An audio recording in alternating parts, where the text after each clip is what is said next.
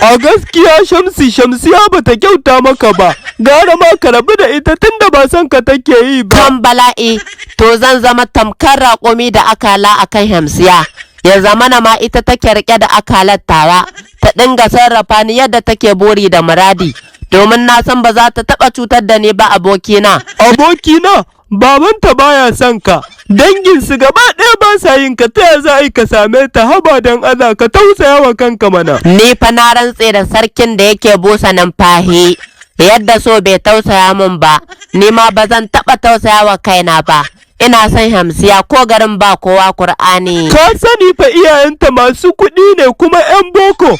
Kai kuma idan akwai wanda ya kamata a bawa lambar yaban talauci, kai ya kamata a bawa.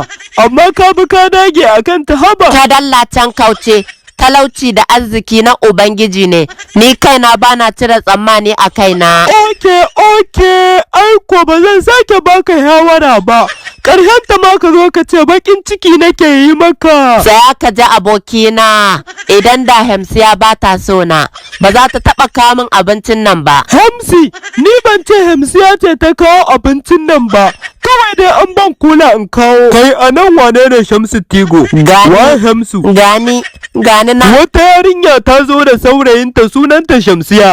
Ta ce wai kar ka sake kula ta. Kan bala'i, likita inda da gaske kake. Ɗauko madoki ka bige ni, domin rayuwata ba ta da wani amfani. Daman me nake faɗa maka yanzu sai ka ɗauki kaddara. A halin yanzu an tattara kuɗin magani da kuma na abincin da ka ci.